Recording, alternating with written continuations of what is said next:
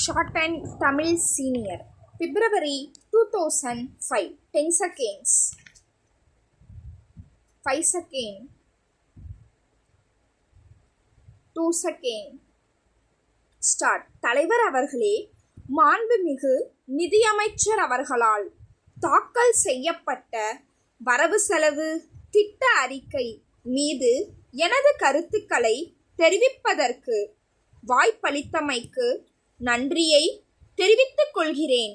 இந்த நிதிநிலை அறிக்கையில் பல்வேறு வளர்ச்சி திட்டங்கள் பற்றி விரிவாக சொல்லப்பட்டிருக்கின்றன.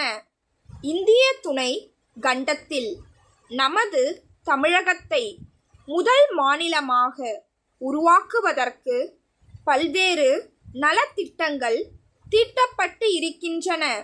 தமிழகத்தில் உள்ள அனைத்து மாவட்டங்களையும் வறட்சி மாவட்டங்களாக அறிவித்து வறுமை கோட்டிற்கு கீழே வாழும் அனைத்து மக்களுக்கும் வேலைவாய்ப்பை உருவாக்கும் திட்டத்தை அரசு அறிவித்திருப்பது கண்டு அனைவரும் பாராட்டிக் கொண்டு இருக்கிறார்கள்.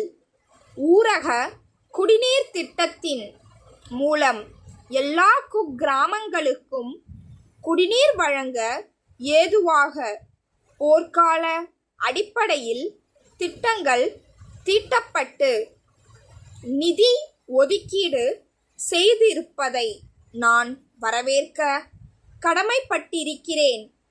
இந்த சந்தர்ப்பத்தில் அரசுக்கு ஒரு யோசனை சொல்ல விரும்புகிறேன்.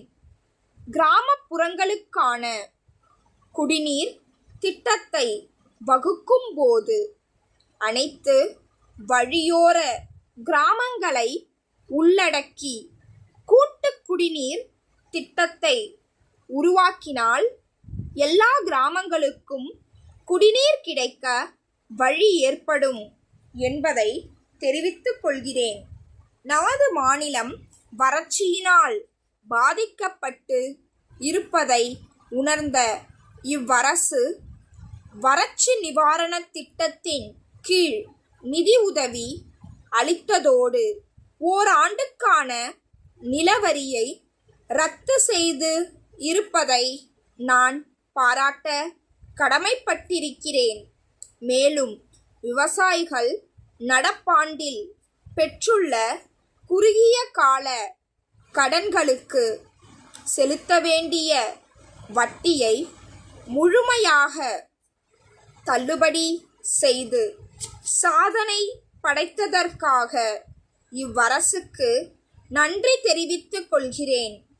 அடுத்ததாக மீனவர் வீட்டு வசதி திட்டத்தின் கீழ் அனைத்து மீனவர்களுக்கும் வீடுகள் கட்டிக் கொடுக்கவிருக்கும் திட்டத்தினை அறிவித்திருப்பதற்கான என்னுடைய மகிழ்ச்சியை தெரிவித்துக் கொள்கிறேன்.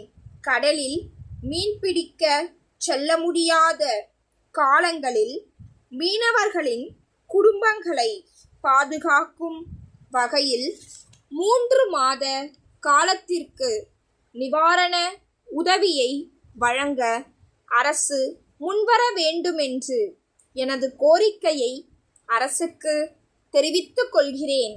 அதைப்போன்று ஆதி திராவிடர்கள் மற்றும் மிகவும் பிற்படுத்தப்பட்டவர்களின் நலனுக்காகவும் பல்வேறு திட்டங்கள் இந்த நிதிநிலை அறிக்கையில் சொல்லப்பட்டு இருக்கின்றன. ஆதி திராவிடர் இன மக்களின் குழந்தைகளுக்கு சைக்கிள்கள் வழங்குவதைப் போல மிகவும் பிற்படுத்தப்பட்ட மக்களின் குழந்தைகளுக்கும் வழங்க வேண்டுமென்று அரசை கேட்டுக்கொள்கிறேன்.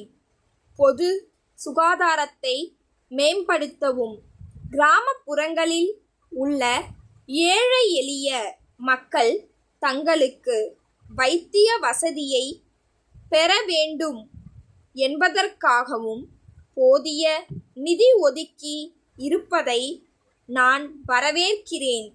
கிராமப்புறங்களில் சொல்லப்படும் ஆரம்ப சுகாதார நிலையங்களில் இடவசதி இல்லாததால் நோயாளிகளுக்கு படுக்கை வசதிகளை ஏற்படுத்தி தர வேண்டுமென்று கேட்டுக்கொண்டு என் உரையை நிறைவு செய்கிறேன். வணக்கம்.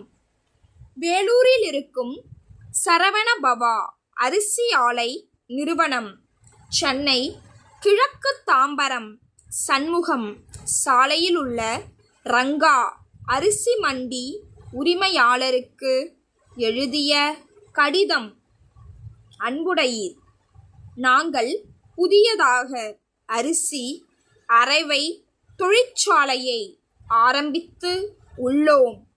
வேலூர் மாவட்டம் சிறந்த ரக அரிசியை உற்பத்தி செய்வதில் முன்னோடி மாவட்டங்களில் ஒன்றாக திகழ்வதை தாங்கள் ஏற்கனவே அறிந்திருப்பீர்கள். நாங்கள் பொன்னி சிறுமணி போன்ற உயர்ந்த ரக அரிசியை மிக சன்னமான முறையில் அரைவை செய்து தமிழகத்தில் உள்ள அனைத்து மொத்த வியாபாரிகளுக்கும் அனுப்பி வருகின்றோம்.